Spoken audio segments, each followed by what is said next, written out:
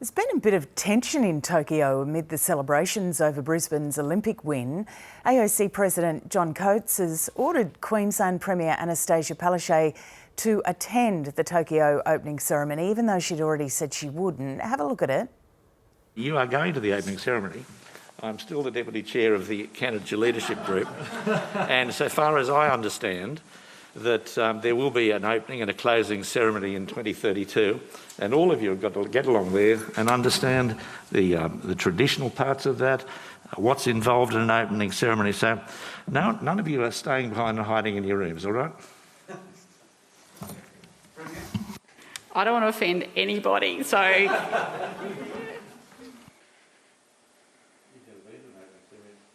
Never been to an opening ceremony at Olympic Games, have you?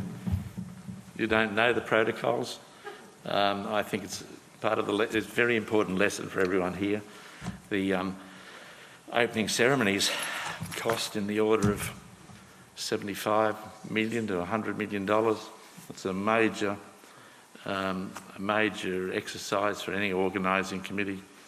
It puts the stamp on the games. It's very important to the broadcasts that follow, and I think it's my very strong recommendation is the Premier and the Lord Mayor and the Minister be there and understand it. Let's talk to the woman who was there through it all, the Queensland Premier Anastasia Palaszczuk, live from Tokyo. Good morning to you and a big congratulations. Oh, thank you, Lisa, and what an amazing night, a historic night, and I'm just so proud of my state, and it still really hasn't sunk in, but it's happened. I've seen the footage, so it did happen, and it's going to be amazing. Oh, we've seen the footage too. It was a bit awkward, wasn't it? You sort of get excited, but you can't do high fives or hug each other. I know. You couldn't touch each other. You couldn't hug. You couldn't do a high five. They sort of said, no hugging, no, just have to just sit there and take it. But look, honestly, I'm so happy. And what happened is that we actually saw those live Brisbane sites and the fireworks being beamed in to the International Olympic Committee room.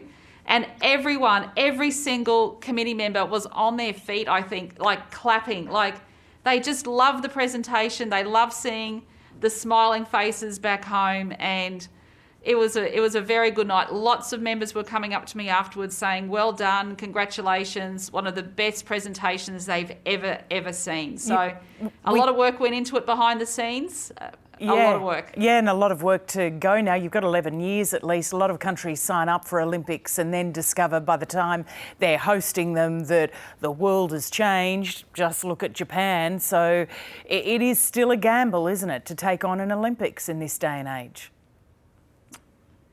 Well, I think we're all making sure our fingers are crossed that we're not in a pandemic in 11 years' time. So let's have a bit of faith and optimism here. But if you just think about it for a moment, Lisa, like think about, who's hosted these Olympic Games in the past, okay, and who's hosting it now. You've got Tokyo, next is Paris, you've got Los Angeles.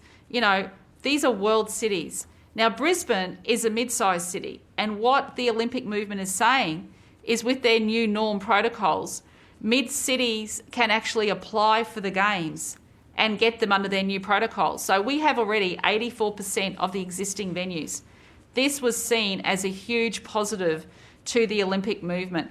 From the Commonwealth Games, we had a lot of our infrastructure already created.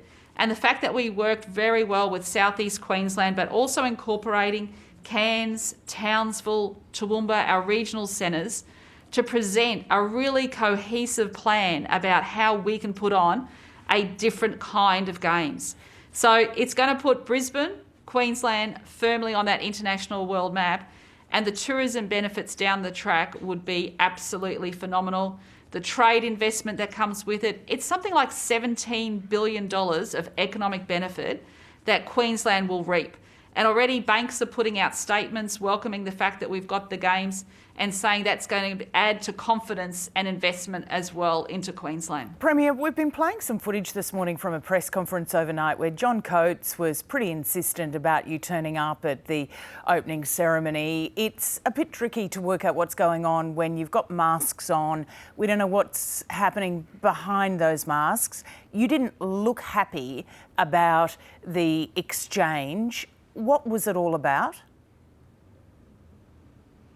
Look, I think this is... So now what's happened, Lisa, is we've actually been awarded the games.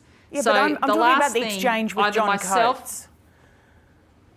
Oh, no. I've known John for years. So what's happened now is that the Lord Mayor and the Federal Minister and I are expected to go. So I will leave that to John Coates and Thomas Bach. But let me make it very clear. I am not going to offend anyone now that we've just been awarded the games. Why weren't you going to the opening ceremony in the first place? In the first place, well, that was before we were even awarded the games. Yeah, but you were there in Tokyo. It just seemed all very odd, and then this press conference where John Coates seems to be laying down the law. I think you're just talking semantics here. Like, honestly, there wasn't even an invitation that had been issued. So my understanding is now that John Coates has said that there is an expectation by both himself as the head of the AOC and the Vice President of the International Olympic Committee and Thomas Bach, the President. Okay, so all's good with John Coates? Yeah, absolutely. Okay, because that's He's fantastic. Not how it felt. If we didn't have John Coates, if we didn't have John Coates, this would not have happened. John Coates has been the driving force behind us securing the Olympics. He has been able to get all levels of government to work together for us to have this this bid, and his engagement with the business community, his networks are absolutely phenomenal. And look, I'm going to give credit where credit's due. And John Coates has it's a great it's great for him that he was there with Sydney. And now he's actually ushered in this opportunity for Brisbane and Queensland. I'm very, very proud Queenslander. All right. Premier, we've seen a lot about how this Games was the many levels of government working together to make it happen. Might we see a time when that's also the case with COVID? In terms of, sorry, I don't understand the question, Oh, Lisa. just that there's a lot of people who wish the governments were working together to try and work out the health situation here in Australia, given that we've been able to see it happen on the sport front. Might we see more cooperation again on the health front? Look, I think National Cabinet's been working very well. Like, I think the Prime Minister said we've had over 40 meetings. And when everyone goes into that room, they go in there with the best intention of keeping Australians and myself keeping Queenslanders safe. And being in a pandemic, it's happening all around the world. So, I mean, being here in Tokyo as well, it really hits home, everyone's wearing the face masks, everyone's doing the hand hygiene. It's really no different to what we're experiencing back at home. We're in the middle of a world pandemic, and it's not going to go away anytime soon. So, I think the whole world realises that everyone's got to get the vaccination rates up so we can return to some form of normality. Well, look, I hope the pandemic doesn't prove too much of a dampener over there in Tokyo and you get to let it sink in and enjoy the celebrations, because it truly has been an amazing buzz back here in Australia. Everyone's pretty happy, I've got to tell you, Premier. Oh, that's wonderful.